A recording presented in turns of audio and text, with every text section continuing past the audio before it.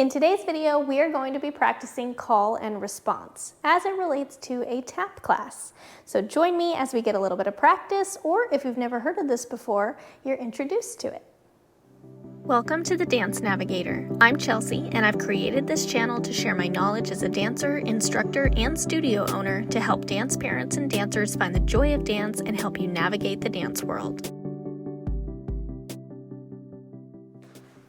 Okay, so call and response, if you've ever done this in class, usually it's done between two students or two groups of students or the teacher and the students.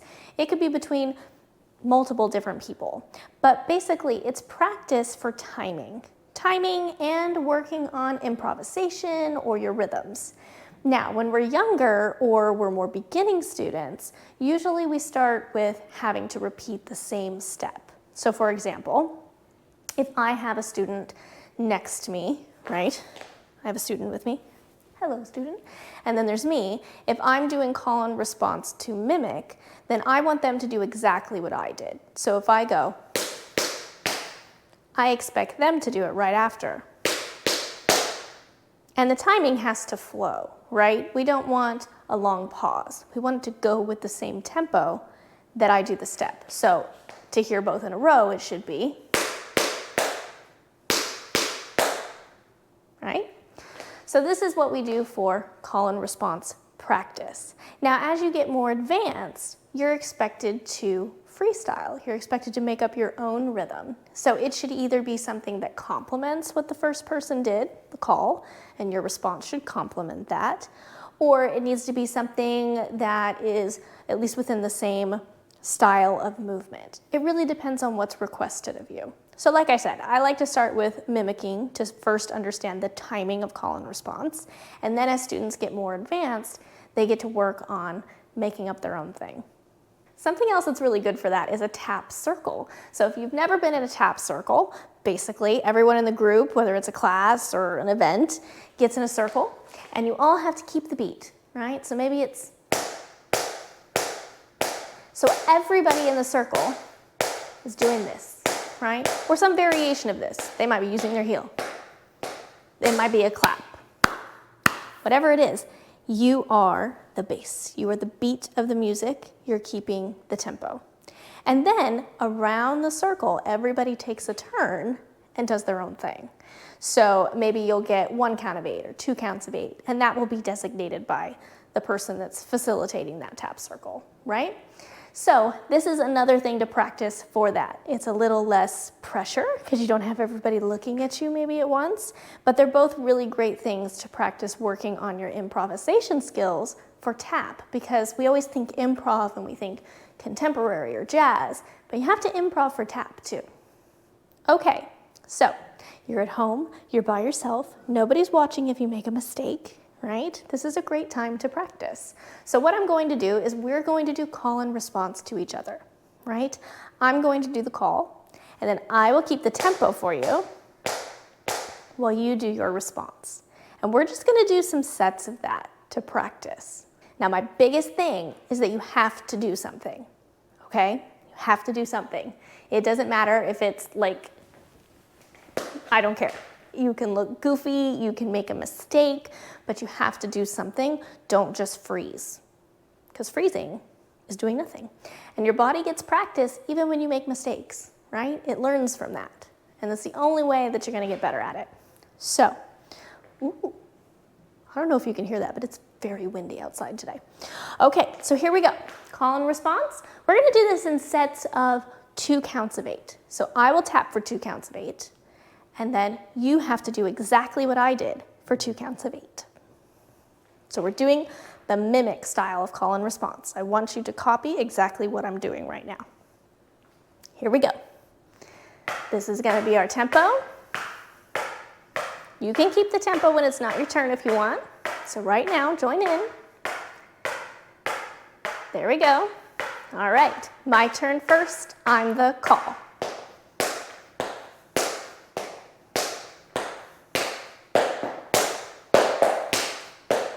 Now your turn.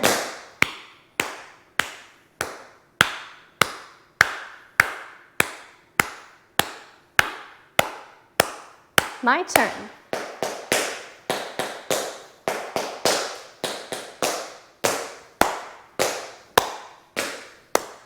Your turn.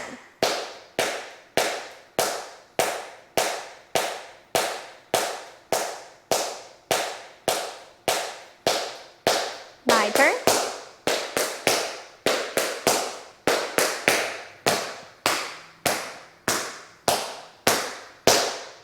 Your turn.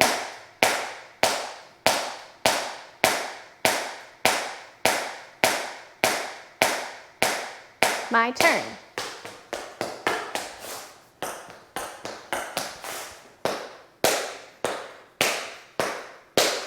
Now you.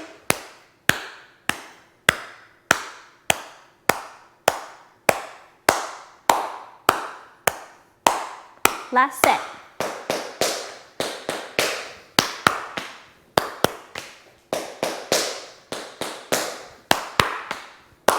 Your turn.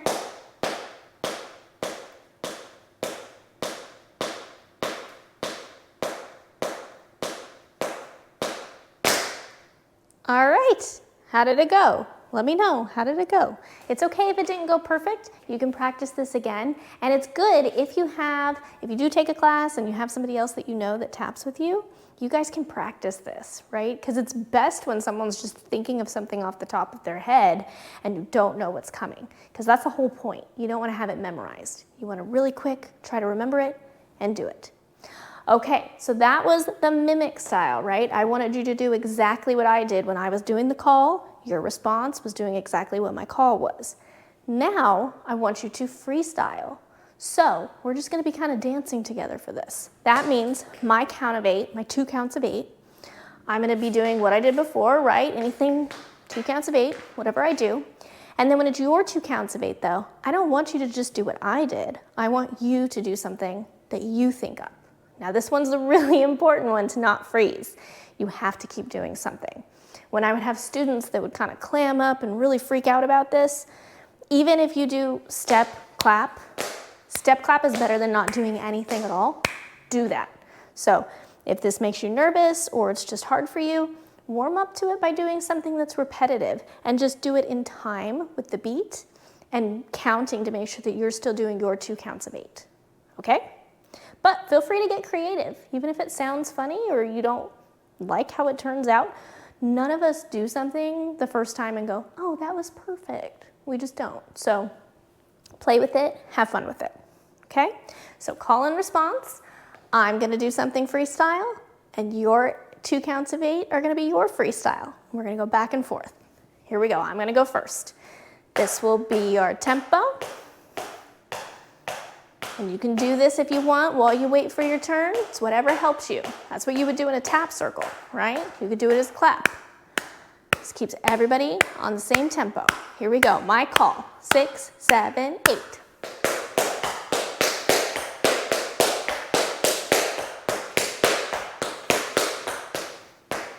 Your turn.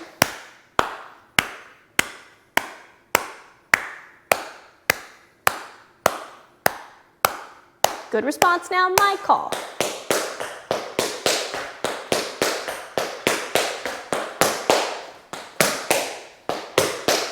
Your response.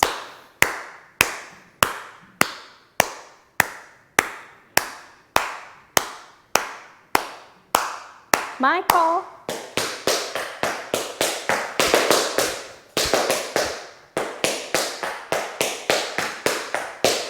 Your response.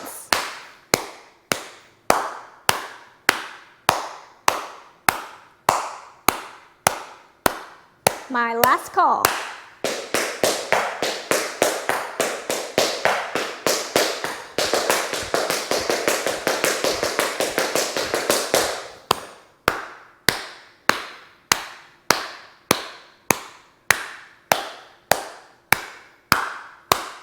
And 8.